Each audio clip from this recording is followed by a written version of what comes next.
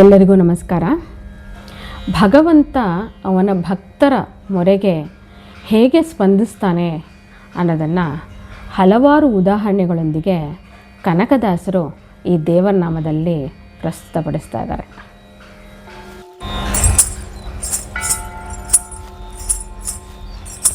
ಎಲ್ಲಿರುವನೋ ರಂಗ ಎಂಬ ಸಂಶಯ ಬೇಡ, ಎಲ್ಲಿ ಭಕ್ತರು ಕರೆದರಲ್ಲೇ ಬಂದೊದಗುವನು. ಎಲ್ಲಿರುವನೋ ರಂಗ ಎಂಬ ಸಂಶಯ ಬೇಡ, ಎಲ್ಲಿ ಭಕ್ತರು ಕರೆದರಲ್ಲೇ ಬಂದೊದಗುವನು.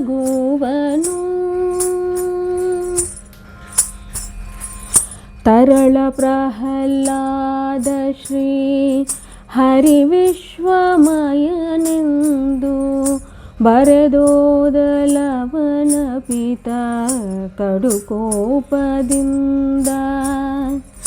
ಸ್ಥಿರವಾದಡಿ ಕಂಬದಲ್ಲಿ ತೋರೆನಲು ಭರದಿಂದ ಬರಲದಕ್ಕೆ ವೈಕುಂಠ ನೆರೆ ಮನೆಯೇ. ಎಲ್ಲಿರುವನೋ ರಂಗ ಎಂಬ ಸಂಶಯ ಬೇಡ, ಎಲ್ಲಿ ಭಕ್ತರು ಕರೆದ ಅಲ್ಲೇ ಬಂದೊದಗುವನು.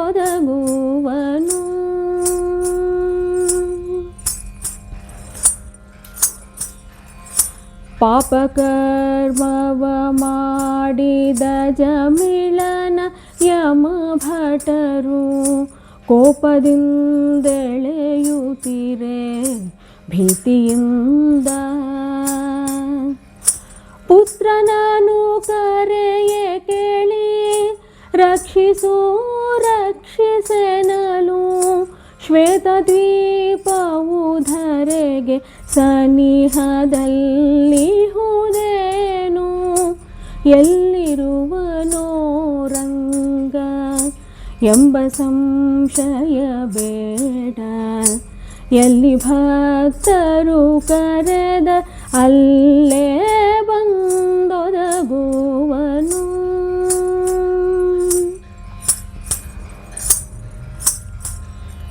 ಕರಿರಾಜನನು ನೆಗಳು ನುಂಗುತ್ತಿರೆ ಭಯದಿಂದ, ಮೊರೆಯಿಡಲು ಕೇಳಿ ತ್ವರಿತದಲ್ಲಿ ಬಂದು. ಕರುಣದಲ್ಲಿ ಬಂಧನವ ಪರಿಹರಿಸೆ ಗಜರಾಜ, ಇರುವ ಸರಸಿಯು ಅನಂತಾಸನಕ್ಕೆ ಮುಮ್ಮನೆಗೆ. ಎಲ್ಲಿರುವನೋ ರಂಗ ಎಂಬ ಸಂಶಯ ಬೇಡ, ಎಲ್ಲಿ ಭಕ್ತರು ಕರೆದ ಅಲ್ಲೇ ಬಂದೊದಗುವನು.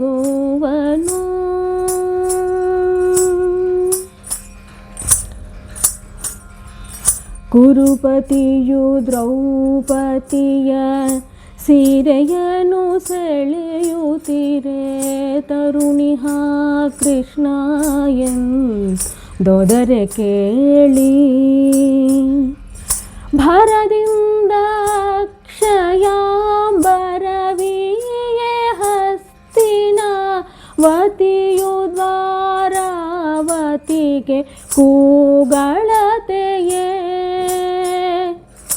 ಎಲ್ಲಿರುವನೋ ರಂಗ ಎಂಬ ಸಂಶಯ ಬೇಡ, ಎಲ್ಲಿ ಭಕ್ತರು ಕರೆದರಲ್ಲೇ ಬಂದೊದಗುವನು.